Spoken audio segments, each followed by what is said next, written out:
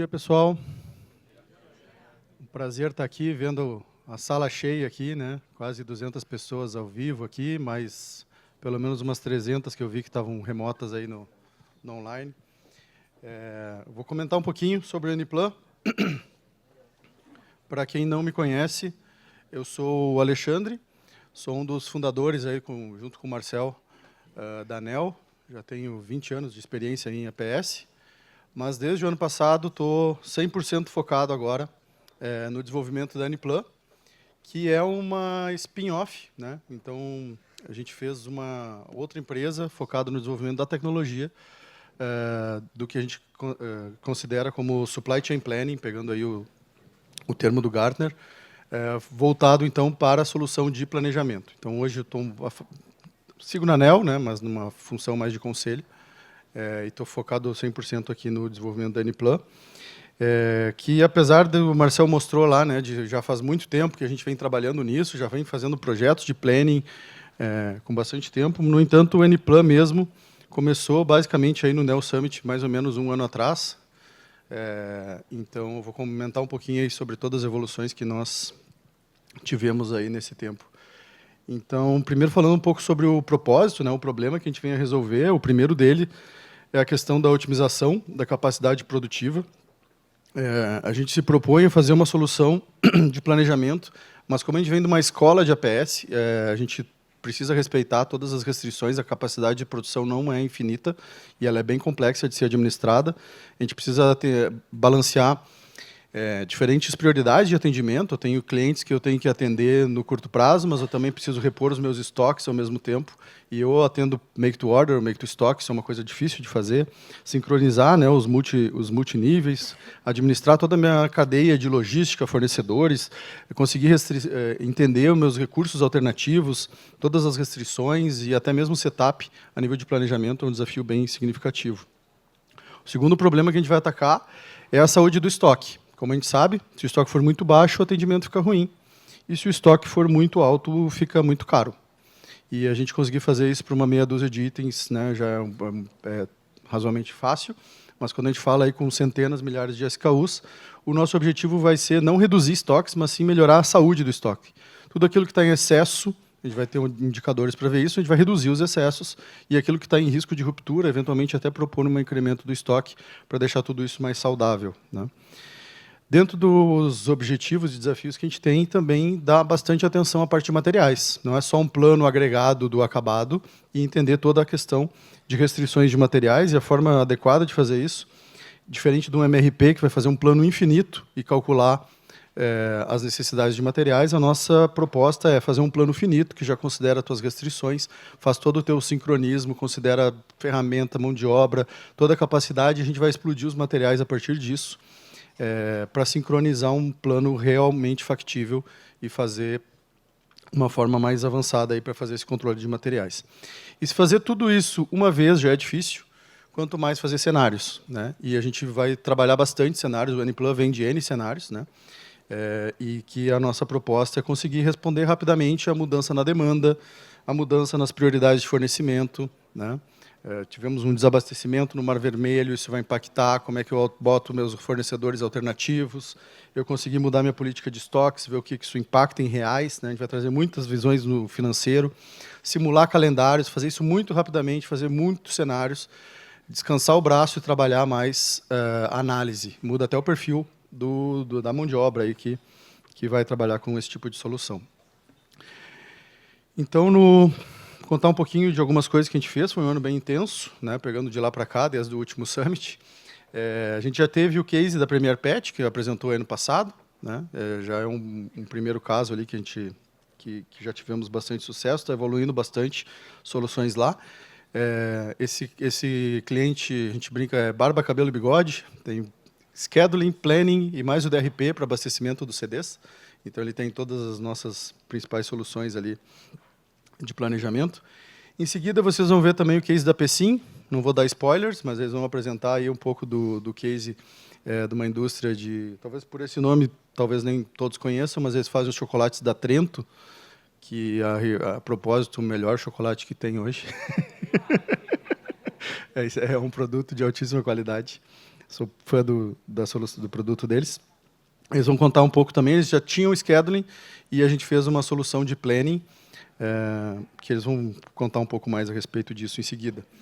A gente tem o pessoal da Mercur, que eles estavam vindo para cá, tiveram um problema com o carro, inclusive, estão acompanhando no remoto, mas é um outro case nosso, numa fábrica que tem uma produção bastante verticalizada, tem muitos processos, eles têm produtos para a saúde e, ao mesmo tempo, também produtos de borracha. Quem olhar o logotipo vai lembrar que teve uma borracha deles no passado.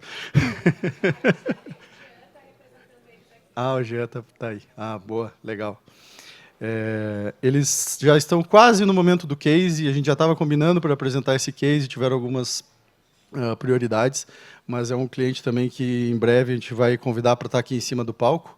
É um processo bastante verticalizado, a gente avançou bastante, inclusive a ferramenta avançou bastante com análise de política de estoques e coisas que evoluíram aí à medida que a gente teve esse case. A gente tem aqui também o pessoal da Dana, né, que também é um projeto bem significativo, numa indústria bem desafiadora do automotivo, um planejamento integrado de 9 plantas, com desafios assim bastante grandes, uma dinâmica bastante especial que tem o setor automotivo, com uma demanda volátil, ao mesmo tempo muitos fornecedores, uma cadeia de suplemento global. É um case muito interessante também.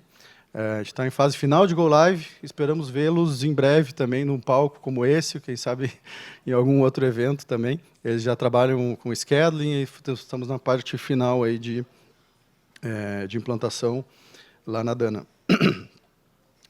Temos também a Unipac, um cliente que começou com uma POC, e essa POC evoluiu bem, a gente está em fase de substituição agora do que era uma POC por uma versão atualizada do Aniplan.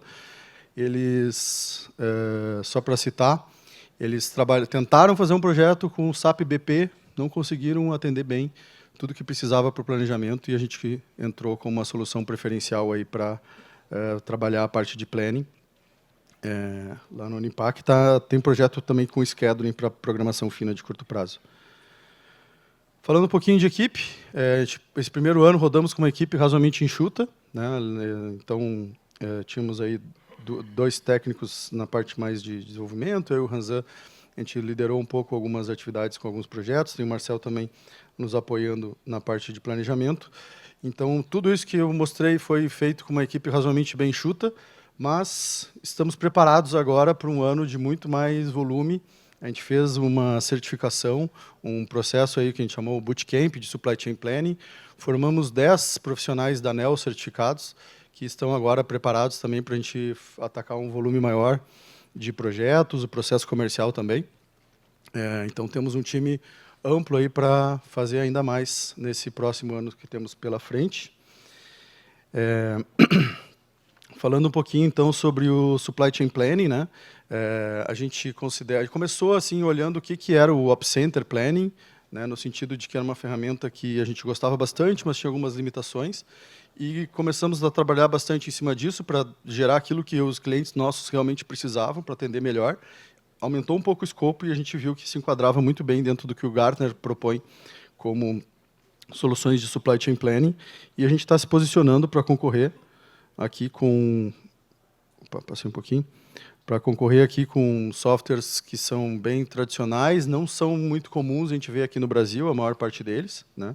Tem um pouco do SAP que eu comentei ali, a Dana também usava o Oracle ASCP, que também é um desse ramo aqui, mas não são muitos que atuam, e a gente quer concorrer a isso considerando que a gente tem uma ferramenta moderna, cloud, que nasceu já web, nasceu dentro do modelo de startup, focado em uma boa user experience, é fácil de implementar, feita por quem já é especialista em capacidade finita, né? Como a gente consegue ter um atendimento local, diferente de alguns desses players aqui. Certo? Vou mostrar algumas coisinhas.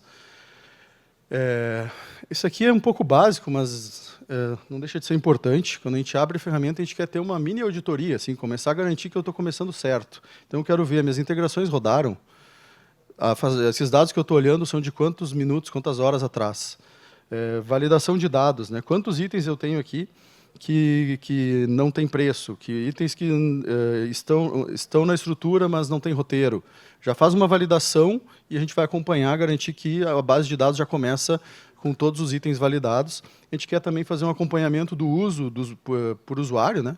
A solução está sendo usada, isso, com uma frequência boa, quantos cenários a gente já rodou e tal, tem uma visão até de geração de valor.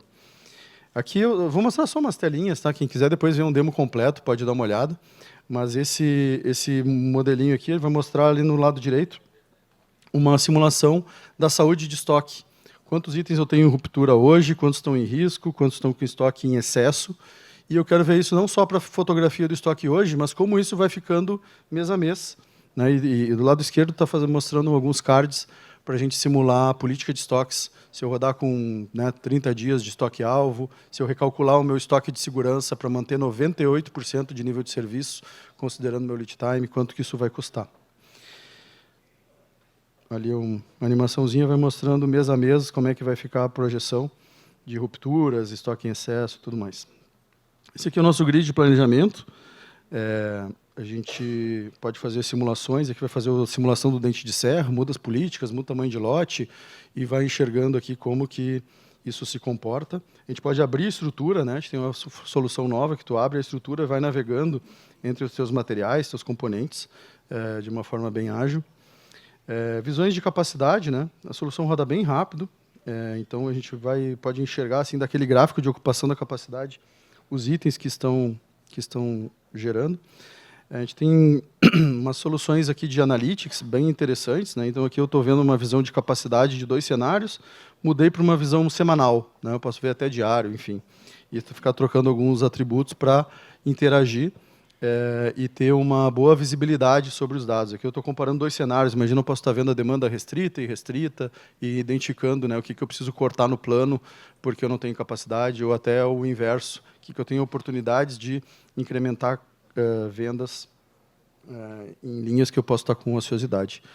Isso aqui é uma visão de dados de fornecimento. Aqui já a gente consegue ter, inclusive, baseado no endereço, localização dos fornecedores, até uma visão de mapa, né? Então, eu quero ver minhas ordens de compra de uma determinada família, da onde elas estão vindo, se eu estou com um problema específico lá, te citou o Mar Vermelho, que estava com problema de frete, quais são os meus fornecedores que estão relacionados, quais são as famílias de produto que vão ser impactadas.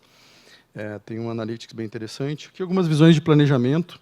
Então, eu quero ver minha demanda com a política, o plano programado, como é que vai ficar a minha projeção de estoques, quantos itens vão entrar em ruptura, como é que fica o meu estoque de segurança calculado no ABC. A ideia não é mostrar muito detalhes, mas despertar curiosidade para dar uma ideia aí do look and feel. Quem tiver interesse, a gente marca aí um demo mais detalhado, a gente não consegue aprofundar tanto nesse curto prazo. Aqui algumas visões de capacidade. Né? A gente consegue ver a capacidade de uma forma mais agregada. Uma coisa interessante a gente vê não só a capacidade atual, mas qual seria uma capacidade adicional se tu colocar, né, um terceiro turno, poder navegar entre as opções e rapidamente trocar. Em vez de ver as ocupações por item, talvez tu queira ver por família. Né? São um exemplo de mudanças. Aqui eu quero ver mensal, eu quero ver semanal. Tem bastante flexibilidade e essa solução a gente consegue construir muitos dashboards de uma forma bem prática, trabalhando em cima disso. Certo? Temos aqui no nosso roadmap, então, para entrar ainda como novas features, a gente está buscando uma homologação com DDMRP. Né? Muitas das coisas que a gente faz já está preparada para desacoplar dentro de uma estrutura, que já tem uma visão de saúde de estoques, já tem uma política para trabalhar em cima disso. A gente está aprimorando as nossas soluções de FP&A, né, de simulações financeiras, que tu consegue chegar num resultado, não só o quanto que a tua capacidade está limitando o teu resultado, fazer um cenário embaixo do outro, mas falar com a diretoria financeira, poder mostrar isso para um CFO de uma maneira mais avançada. A gente está trabalhando no Material Flow Explorer, que é uma espécie de releitura, para quem conhece aí no scheduling, o Material Explorer, mas mais voltado para planejamento, a gente enxergar o fluxo dos materiais e como que o sincronismo que a gente faz no plano ele está garantido pelas entregas dos lead times dos fornecedores. Estamos trabalhando também numa solução para fazer um supply chain twin. Algumas coisas a gente já tem dentro dos nossos analytics, mas a gente quer uma das coisas que a gente vai avançar bastante esse ano, e investir mais também em inteligência artificial. É um dos focos aqui das prioridades do que nós temos. Uma outra coisa que foi bastante pedida, né, por diferentes partes é a gente trabalhar um pouco melhor em versões, né? Antes a gente tinha uma única versão do Aniplan, mas tem alguns clientes que queriam vir a nós, queriam começar só com o inventory, só com a parte de calcular estoque de segurança e ver uma política de estoque que seja bem adequada.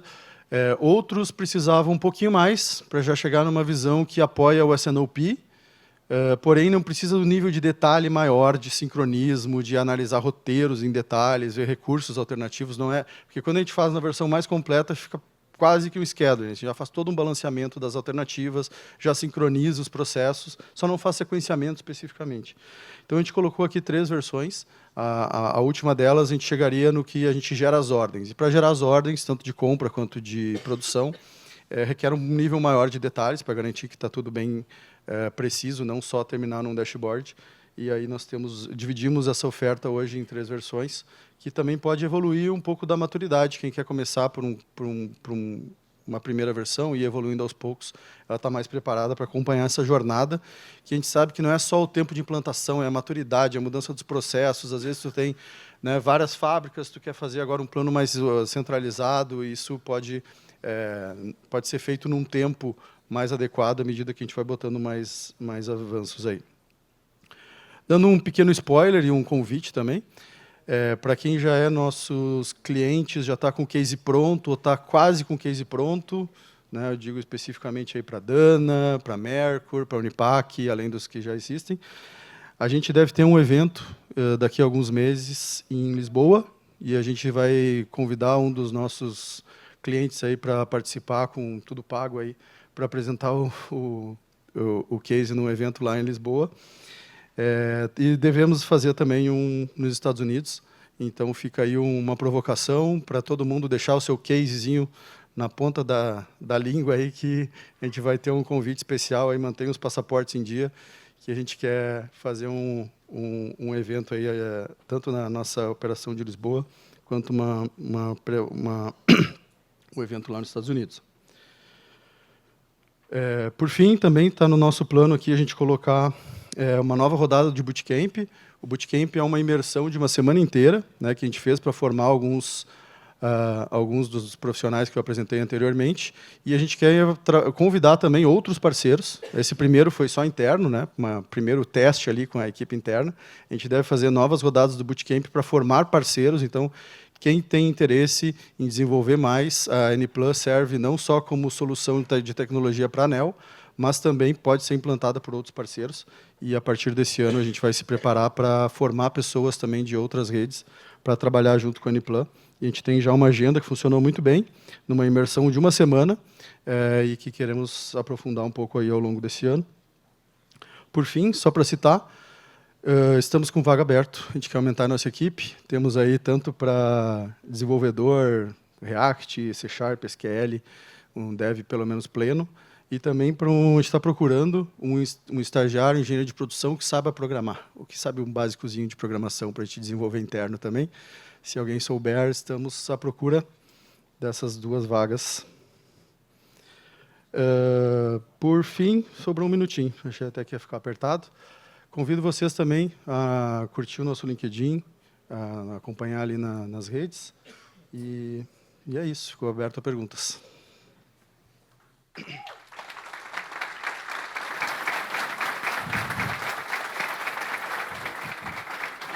Muito obrigada, Alexandre. Pessoal, eu tenho um recadinho lá do pessoal do estacionamento. Nós temos 5 carros atrapalhando a saída de outros automóveis. São eles: Volks, placas GJL 2B93, Chevrolet JBC 5J98, Chevrolet JAN 4A79, Peugeot IYU 6347. Então, estão bloqueando vagas no estacionamento. Seus proprietários, por favor, dirijam-se urgentemente ao estacionamento. Agradecemos, certo? Vamos às perguntas? Laís, tu me ajuda com os microfones, por favor? Só erguer a mão.